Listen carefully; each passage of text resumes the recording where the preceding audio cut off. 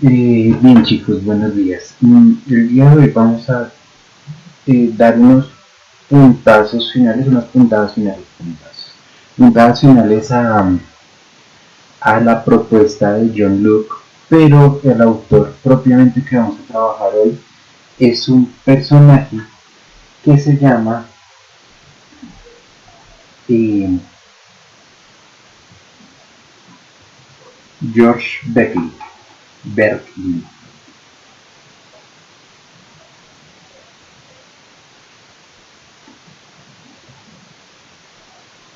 ¿Sí? Sí.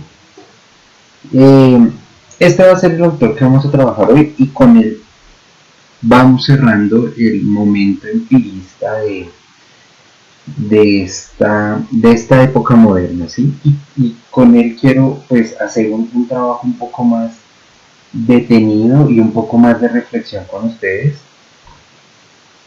o bueno, con reflexión que va a partir en mí y que quiero que llegue a ustedes y que la desarrollemos ahorita en la sesión de Zoom, pero pues que la idea es que sea compartido.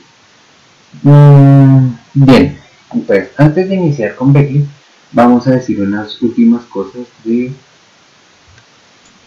empezando que así no se escribe. Todavía me queda difícil escribir John. Yo nunca me acuerdo si va la H primero o la O primero. John Locke, nosotros habíamos dicho que este man cogía y hacía una división en las ideas, ¿sí? Entonces él decía que habían ideas que eran simples e ideas que eran complejas, ¿sí?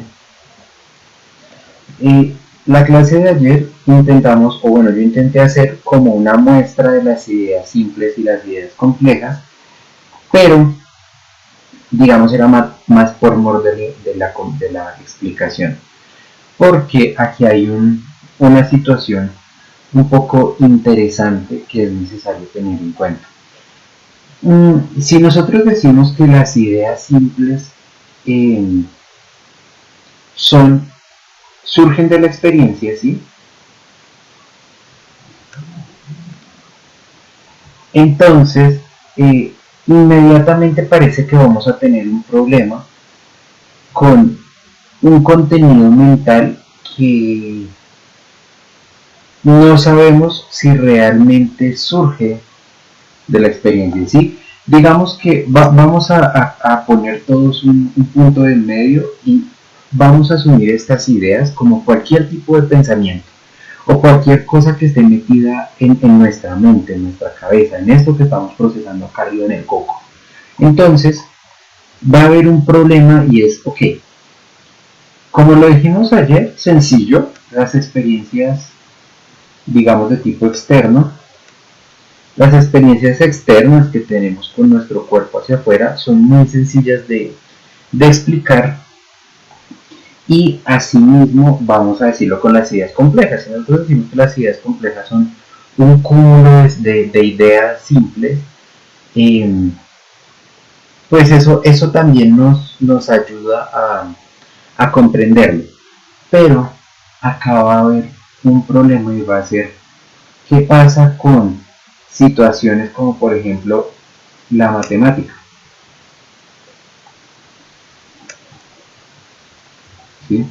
¿Qué pasa con cosas como por ejemplo la matemática? Y pongo la matemática porque la matemática es la base de cualquier situación que esté relacionado con esto.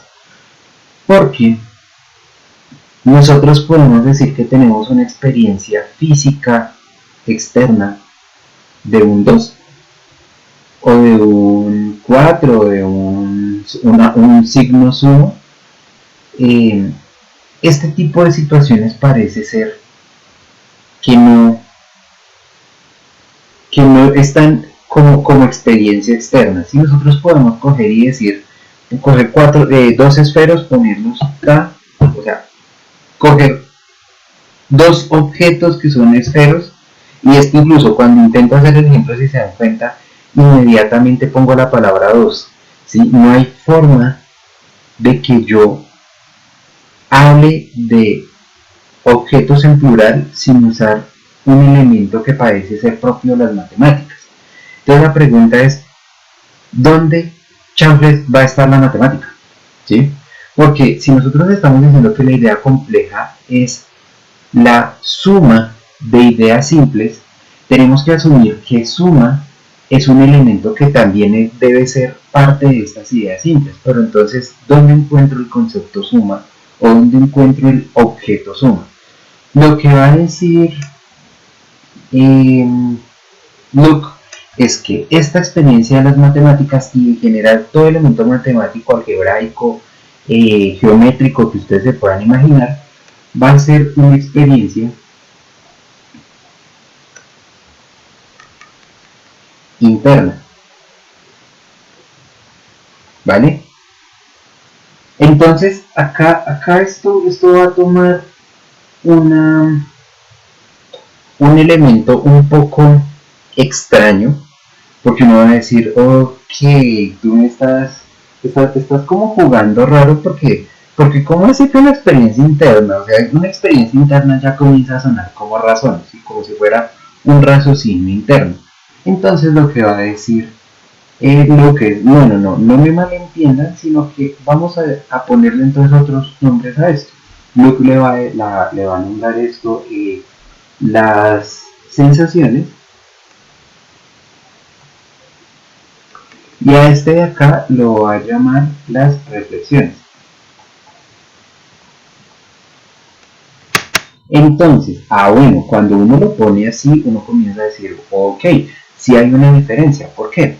Porque una sensación es una experiencia externa en bruto, ¿sí?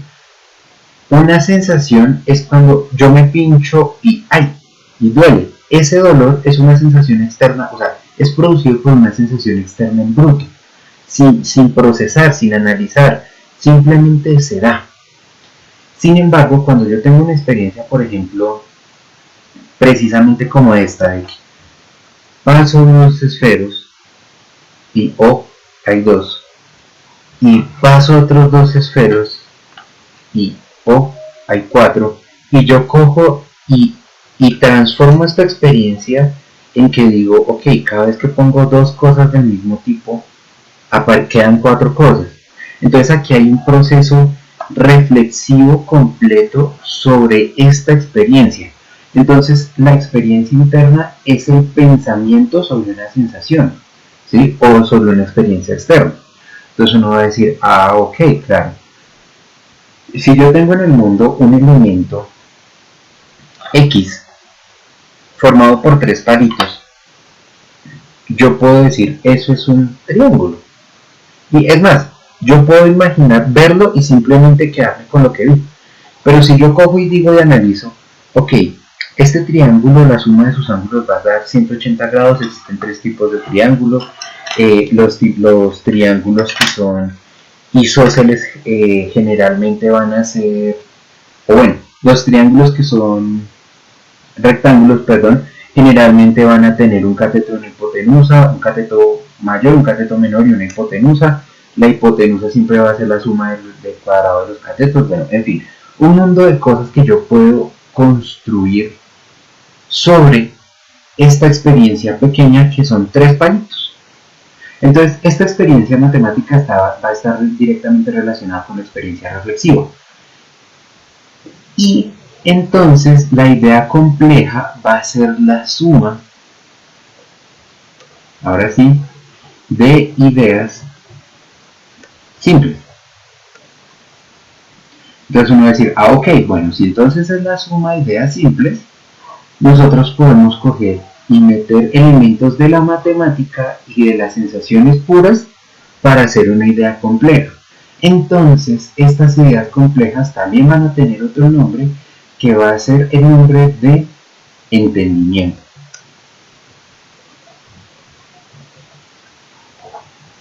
Es decir, cuando yo soy capaz de coger la reflexión matemática y mandarla al mundo de la experiencia física, o sea, de mi cuerpo, estoy entendiendo. Entonces ya no es solamente un proceso de abstraer información del mundo de la realidad, sino también de ser capaz de tomar esa relación y reentender la realidad. Entonces, si se dan cuenta, acá se da un paso a paso del proceso del conocimiento, en donde la sensación será el primer paso, la reflexión será el segundo paso y el entendimiento será el tercer paso. Primero tengo una experiencia en bruto, después reflexiono sobre esta experiencia y es de la suma de estas dos cosas, de la comunión de estas dos cosas, va a salir un entendimiento. Entonces, esta estructura va a ser una estructura que va a ser muy utilizada en las ciencias naturales a lo largo de la historia, incluso la forma como nosotros entendemos las ciencias naturales parece seguir esta estructura básica. Entonces, eso era lo último que quería anotar sobre Locke para entender bien cómo es esta idea simple y esta idea compleja. Pasando ahora con Berkeley va a hacer una cosa sumamente extraña en este mundo, porque él va a recuperar una discusión que parece que se ha perdido. Él va a decir el empirismo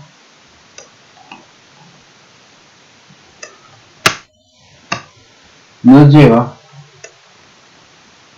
a un antimaterialismo. Entonces, ok, uno va a decir, uy, hey, ¿por qué? Porque si el empirismo funciona sobre la existencia de la materia, del mundo real, ¿cómo es que el empirismo nos va a llevar a un antimaterialismo? Pues lo que va a decir Berkeley es que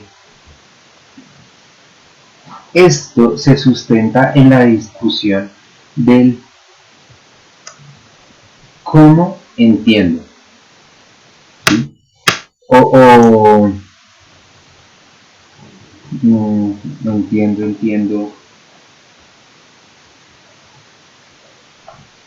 entiendo. Bueno, para dejarlo en relación a lo que dice Luke. Aquí en esta parte del entendimiento vamos a dejar el cómo entiendo. ¿Sí? Se llama cómo aprendo, cómo sé, pero vamos a dejar el cómo entiendo. El cómo entiendo generalmente se divide en una relación de dos elementos, que son, existe un objeto y existe un sujeto. Este sujeto soy yo, el sujeto siempre va a ser yo. Nosotros, o bueno, tengámoslo aquí, el sujeto siempre va a ser yo, el objeto cualquier cosa en el mundo. Entonces la pregunta de cómo entiendo se divide en dos partes. La primera que dice que el sujeto acude al objeto, o bueno, en tres partes. El sujeto acude al objeto y acá se da un conoce el objeto, ¿sí? Y el objeto va a ser muy importante. Hay un segundo momento y es que el sujeto se acerca al objeto, pero conoce lo que percibe del objeto. Ahí. Entonces, no conoce realmente al objeto, conoce lo que él está experimentando que es el objeto. Y hay una tercera que dice, el objeto se presenta al sujeto, ¿sí? Y por lo tanto, el sujeto es irrelevante. Entonces, bien, si ustedes se dan cuenta, esta estructura, de que el sujeto es irrelevante, parece ser la forma como entiende la ciencia, ¿sí? Esto es como lo entiende la ciencia. Y no solamente la ciencia, sino el empirismo en general. todo ejercicio, o bueno, la mayoría de los ejercicios empiristas van a decir, nosotros no tenemos que ir a buscar el objeto, sino que el objeto se nos presenta, se nos da tal como es. Y lo que nosotros percibimos no es por nuestra capacidad de percepción, sino porque el objeto se nos presenta. Y entonces aquí el conocimiento va del objeto al sujeto. Sin embargo, estas dos van a decir, bueno, esta conoce el objeto, quiere decir que la relación del objeto es que, del conocimiento es que yo, como sujeto, me acerco al objeto para conocerlo y el objeto se me presenta tal y como es. Entonces, esto también va a ir de la mano con esta idea de ciencia. Porque entonces, bien, en una no importa el sujeto, que es por ejemplo cuando nosotros realizamos todos estos experimentos. Se supone que cuando ustedes hacen un experimento en el colegio, el experimento debe funcionar para todos ustedes, sin importar quién sea, sin importar nada. Pero cuando yo hago un proceso de investigación, soy yo el que me acerco al objeto de conocimiento. Yo estoy dando este paso al frente. Pero ambas funcionan con la ciencia. Sin embargo, esta de acá va a ser un problema. ¿Por qué? Porque si nosotros somos puramente empiristas, o sea, si nosotros decimos lo que importa es la experiencia, y aquí lo que importa es esta palabra experiencia, ¿sí? La experiencia, por definición, solamente se puede dar en el sujeto,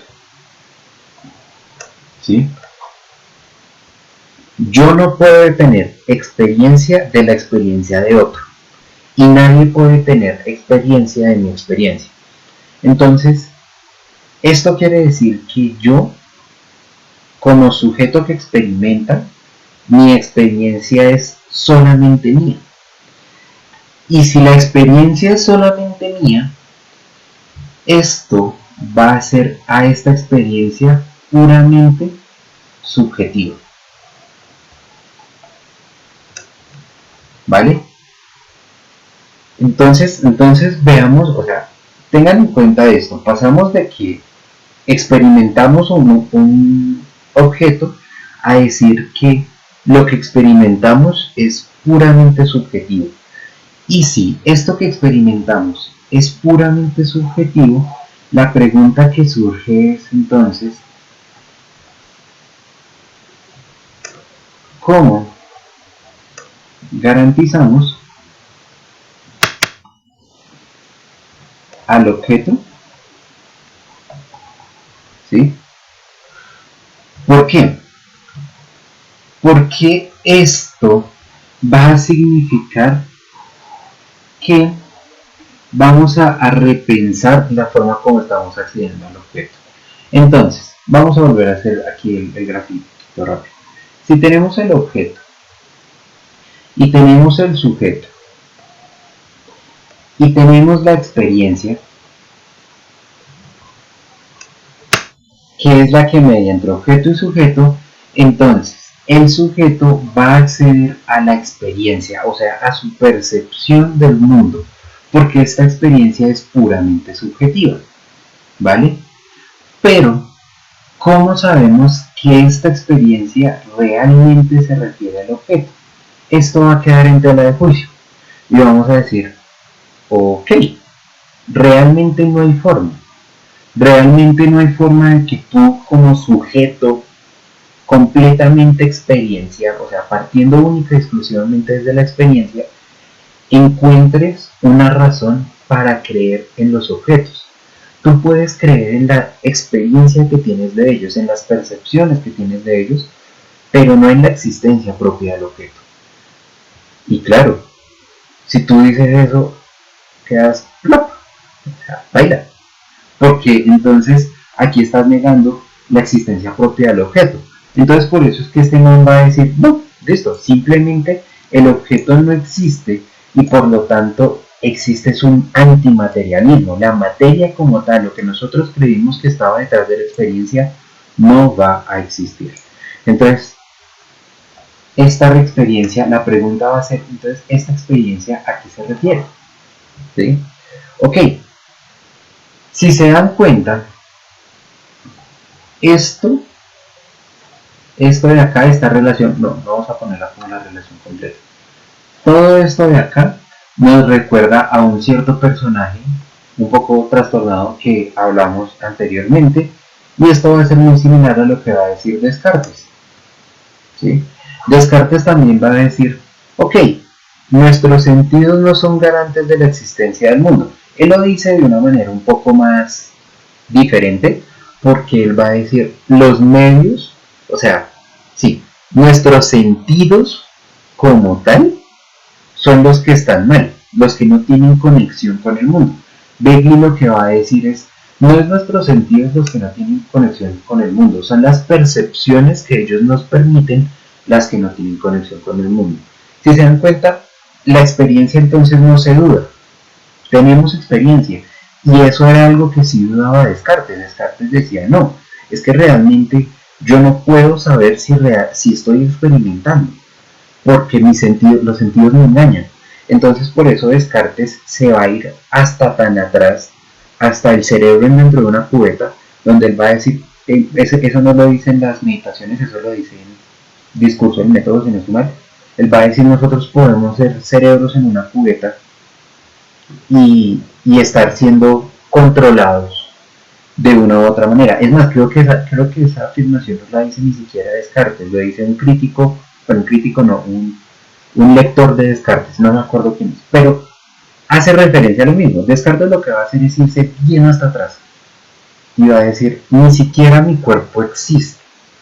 Begley no va a ser tan extremo y va a decir, no es que mi cuerpo no exista, es que las percepciones que tengo con él no me permiten realmente garantizar la realidad. Y este garantizar este objeto no es propiamente eh, garantizar la existencia del objeto, sino garantizar la posibilidad de conocer el objeto. ¿Sí? No es que entonces, ¡pum!, el objeto desapareció por arte de magia. No, es la capacidad de conocimiento del objeto. Lo que va a decir Begley es que, ok, ¿quién nos va a dar la posibilidad de esto? Pues sencillo, el único grande y magnífico, Dios. Dios se va a volver entonces el garante de esta experiencia y la referencia de esta experiencia. Ya no va a ser el objeto. Yo no me refiero al objeto. Yo me refiero a una sensación que me está dando Dios. Y por lo tanto, Dios va a ser un...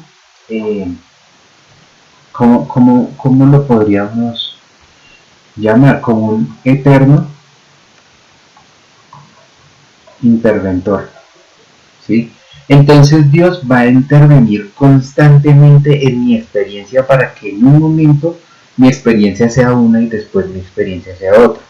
Y Él va a ser el que se va a encargar de que todas las experiencias que parece que todos tenemos iguales, es decir, todos acercamos la mano al fuego y todos sentimos, espero, que nos quemamos, Él va a decir, todas estas experiencias que son similitudes similares, van a ser garantizadas única y exclusivamente por Dios.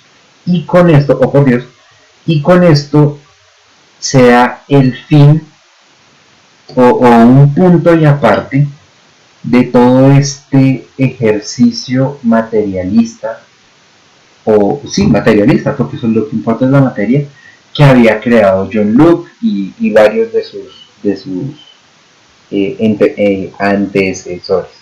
¿Vale, chicos? Bien.